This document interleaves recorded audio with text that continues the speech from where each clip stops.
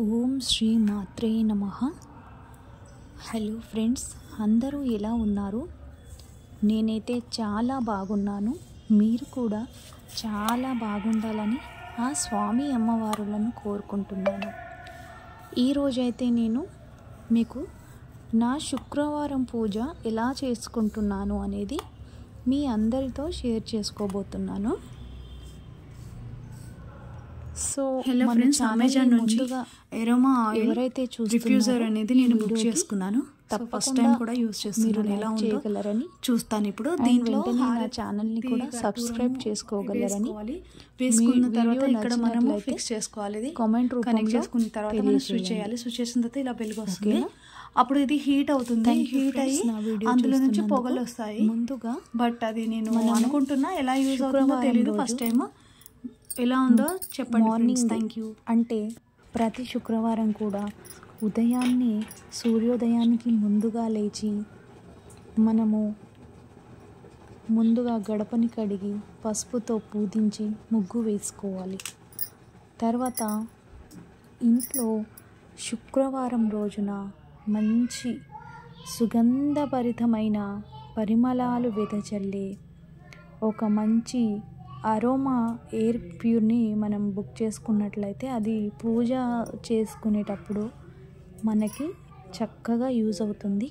అది ఎలా వాడాలి అంటే దాంట్లో పచ్చకర్పూరము అండ్ హారతి కర్పూరం వేసి మనము లైట్ ఆన్ చేసుకుంటే ఒక 2-3 మినిట్స్కి అందులో పొగలు వచ్చి ఇల్లంతా స్ప్రెడ్ అవుతుంది ఫ్రెండ్స్. ఇలా చేస్తే మనకు ఆ రోజు ఆ ఇల్లంతా మంచి స్మెల్తో, చక్కటి ఎయిర్తో, మంచి ప్యూరిఫైర్ కూడా అవుతుందని మంచి హెల్త్ బెనిఫిట్స్ కూడా ఉన్నాయి ఫ్రెండ్స్. అయితే శుక్రవారం రోజు ఆడవాళ్ళకి ఎంతో ఇష్టమైన రోజు. మనము శుక్రవారం రోజు అమ్మవారిని ఎంతో భక్తి శ్రద్ధలతో పూజ చేసినట్లయితే ఆ అమ్మవారు మనల్ని మంచిగా అనుగ్రహిస్తుంది. అమ్మ అడగాలే కానీ వరాలు ఇవ్వకుండా ఉంటుందా? ఆ చల్లని తల్లి తన భక్తుల కోరికలను నెరవేర్చేందుకు తను చాలా ముందుగా ఉంటుంది.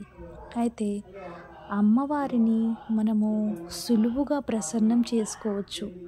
ఎందుకంటే అమ్మవారు కూడా ఒక స్త్రీనే కాబట్టి. ఒక ఆడదానికే కదండి ఆడదాని బాధలను అర్థమవుతాయి అంటారు. అమ్మవారు మనలాగే స్త్రీ కాబట్టి ఆడవాళ్ళ బాధల్ని చక్కగా అర్థం చేసుకుంటుంది.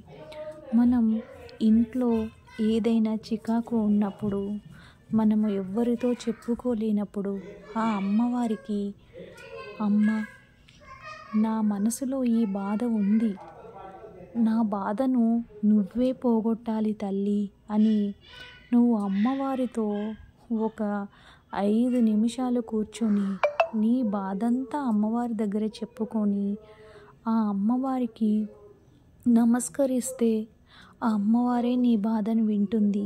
ఇంకెవ్వరికి చెప్పుకోవాల్సిన అవసరం అనేది రాదు. అసలు చెప్పుకోవాల్సిన అవసరం కూడా లేదండి. మనకి ఏదైనా బాధ వస్తే ఏం చేస్తాము? పక్క వాళ్ళకి లేదా మన ఫ్రెండ్స్కి లేదా అమ్మ వాళ్ళకి షేర్ చేసుకుంటాం.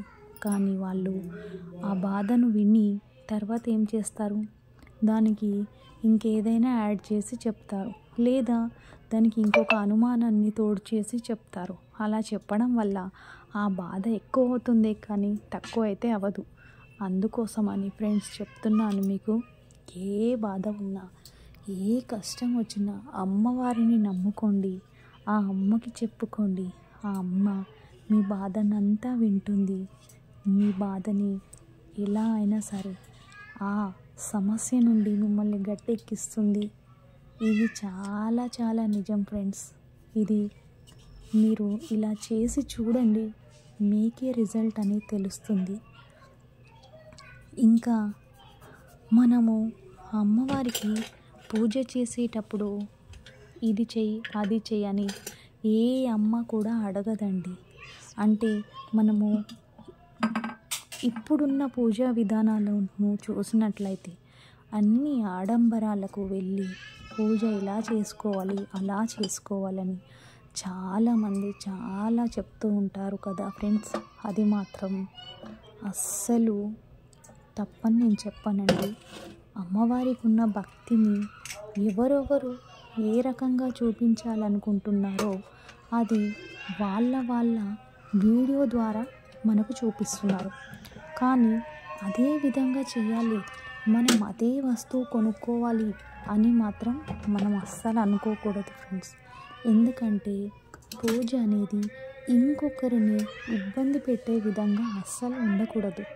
మన దగ్గర ఏమున్నా కూడా దానితో ఒక్క నమస్కారం పెట్టి ఒక్క దీపం వెలిగించిన అమ్మ నీ పూజని ఎంతో భక్తితో ఎంతో ప్రేమతో స్వీకరిస్తుంది. అంతేకాని వాళ్ళు అలా చేశారు, ఆ నైవేద్యం పెట్టారు, ఈ వస్తువు కొన్నారు, ఇంత పెద్ద దాంట్లో వెండి దీపాలు పెట్టారు అని మాత్రం మీరు ఎప్పుడూ బాధపడకండి ఫ్రెండ్స్.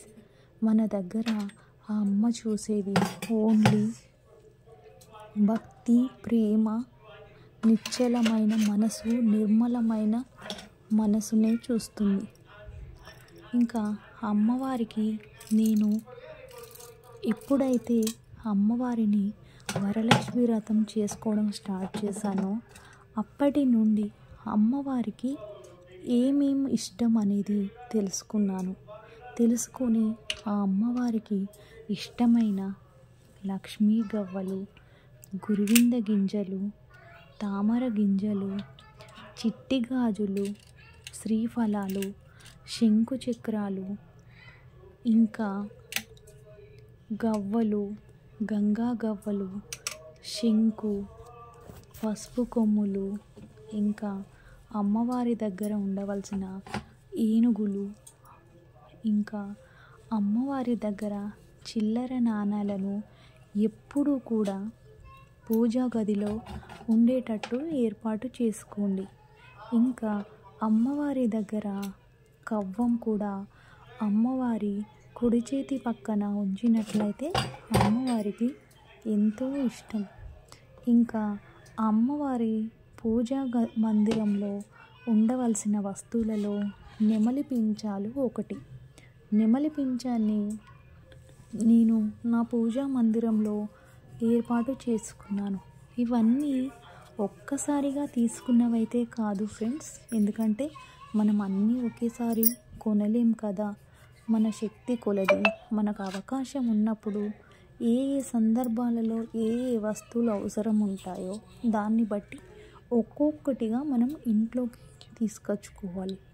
ఇవన్నీ అమ్మవారి దగ్గర ఉండాలి, అందరూ చెప్తున్నారు కదా అని మనం ఒకేసారి కొనేయాలని అనుకోవడం పొరపాటు. ఎందుకంటే అన్నీ ఒకేసారి కొంటే దానికి సంబంధించిన ఖర్చు కూడా చాలానే అవుతుంది కదా. అలా అనుకోకుండా మీరు అమ్మవారికి ఒక్కోసారి ఒక్కో వస్తువును సమకూర్చుకోండి. ముందుగా అమ్మవారికి కామాక్షి దీపంలో మంగళవారం కానీ శుక్రవారం కానీ దీపారాధన చేసుకుంటే చాలా మంచిది అని నేను విన్నాను. అందుకని నేను ముందుగా కామాక్షి దీపాన్ని అయితే శబరిమల నుండి మా స్వామి శబరిమలకు వెళ్ళినప్పుడైతే నేను మదురైలో తెప్పించుకున్నానండి. ఈ కామాక్షి దీపాన్ని మంచిగా అలంకరించి దానికి పువ్వులతో అలంకరించి కుంకుమ గంధంతో అలంకరించాలి. తర్వాత ఆ కామాక్షి దీపాన్ని వెలిగించుకోవాలి.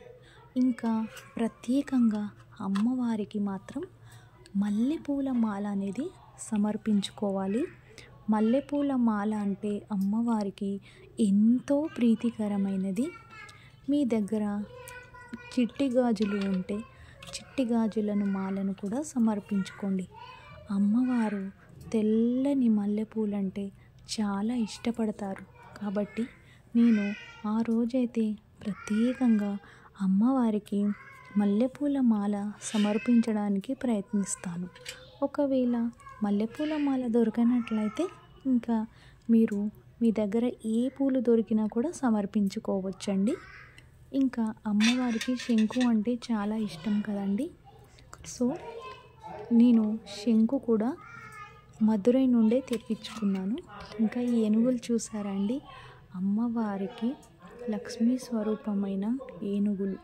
ఈ ఏనుగులలో అమ్మవారు కొలువై ఉంటుంది. ఏనుగులు లక్ష్మీ స్వరూపానికి సంకేతం అంటారు కదా. చూడండి, నేను ఈ చిట్టి ఏనుగులను తెప్పించుకున్నాను, లోకల్ షాప్స్లోనే తీసుకున్నాను. ఇంకా నాకు ఈ దగ్గర ఉన్న చిన్న విగ్రహం చూశారు కదా, ఇది 1 ఇంచు దాటకుండా ఉంటుందండి. నేను పెద్ద పెద్ద విగ్రహాలనైతే పెట్టలేనండి, ఎందుకంటే నిత్యం దీపధూపాలతో మనం పూజ చేసుకోవాలి కాబట్టి. తులసమ్మ దగ్గర దీపారాధన చేసుకుంటున్నాను. వీడియో నచ్చితే లైక్ చేయండి friends. Thank you friends. Bye.